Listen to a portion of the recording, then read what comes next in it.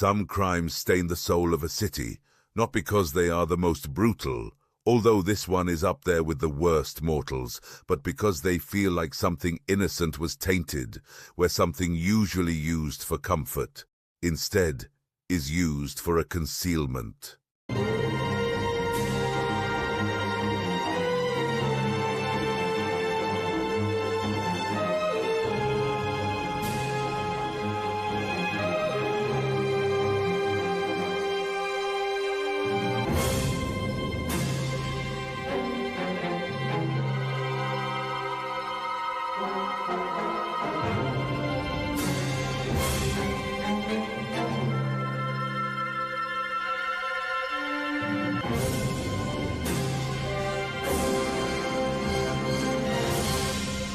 Welcome to the crime vampire, where shadows scream and nightmares burn your retinas.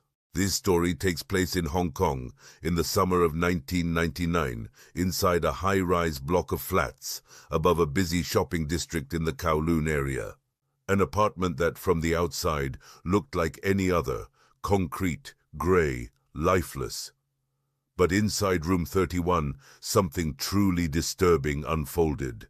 This case would later be dubbed the Hello Kitty murder. The woman at the center of this story was Fan Man Yi. She was 23 years old. Her life, like so many others in the undercurrent of the city, had been difficult from the start. Abandoned by her parents at a young age, she grew up in a girls' home, aged out of the system, and like many in her position, turned to survival on the street. At various points she was involved in night work and struggled with substance use, a common currency in the nightlife economy. Eventually, she attempted to rebuild. She got married, had a child, took a job as a dancer. But the past has claws, and they don't release easily. Fan was accused of stealing a small amount of money from a man named Chan Manlock, a loan shark and member of a local triad.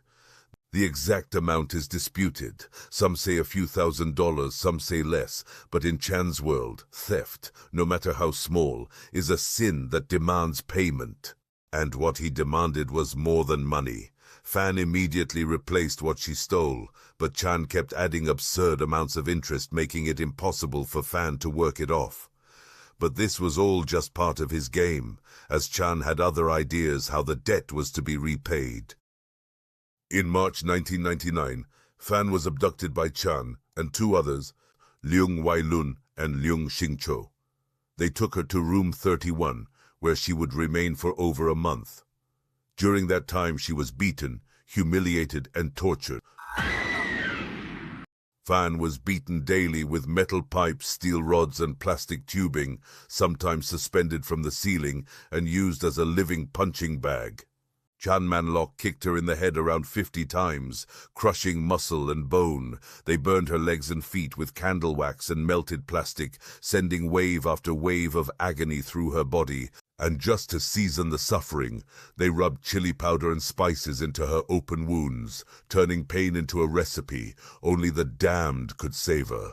Perhaps one of the darkest twists in this tale of torment lies in how the innocence of childhood became entwined in the tapestry of room 31. Ah Fong, a mere 14-year-old runaway, scarcely more than a ghost of her own will, was ensnared in the same trap that caught Fan. Groomed and manipulated by Chan, she was drawn into the shadows of his underworld, bearing witness to every sordid detail. Then, sadly, it evolved into something even darker, carnal, unholy. They starved her of any sustenance, forcing her to drink their urine like wine as they urinated directly into her mouth, and if she spat it out, she paid dearly.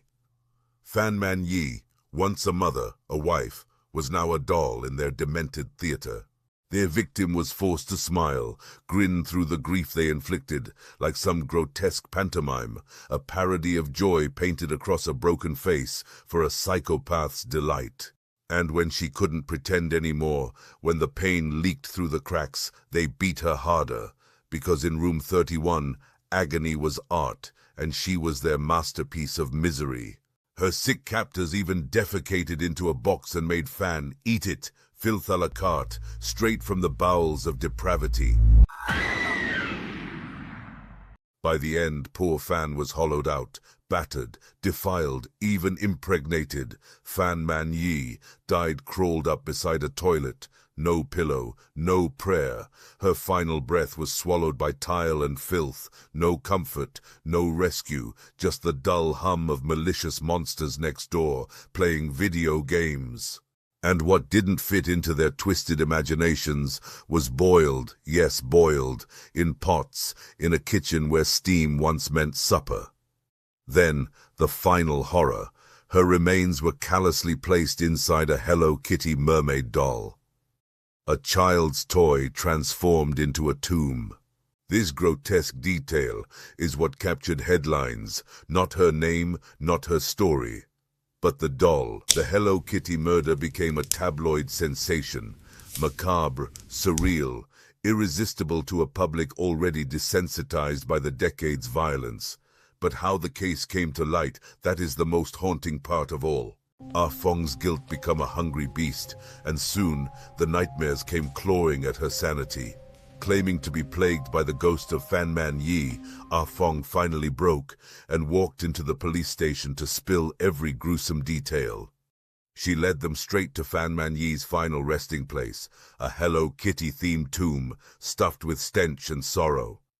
And when they asked why she joined in, she simply said, "It was for fun. It was a fun atmosphere." As if torture were entertainment, as if fans' agony was part of the decor. With Ah Fong's confession on record, the three men were arrested, but despite the horror, the brutality, and sheer theater of fans' torment, they were not charged with murder. No. The court settled on manslaughter because they couldn't rule out an overdose, and because they couldn't prove intent, as if an entire month of beatings, burnings, bondage, boiling, and being buried inside a baby's doll isn't intentional. The men received life in prison, with a chance of parole in 20 years, but Ah Fong, just a minor at the time, walked free, her testimony the key that locked the door behind them.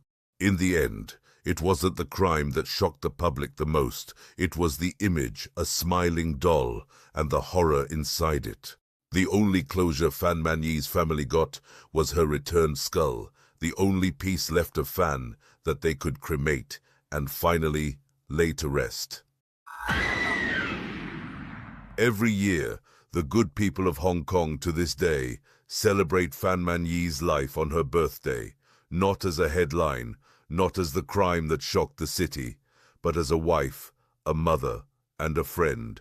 So, was it really Fan Man Yi's ghost that brought her tormentors to justice, or was it simply the manifestations of Ah Fong's guilty conscience? Decide for yourselves, my morbid mortals. Either way, the wrong was avenged, and the guilty learned that graves have echoes. If this scratched your true crime itch, then leave your scent on the subscribe button and become a member of the Fang Club. And remember, the crime vampire is always watching.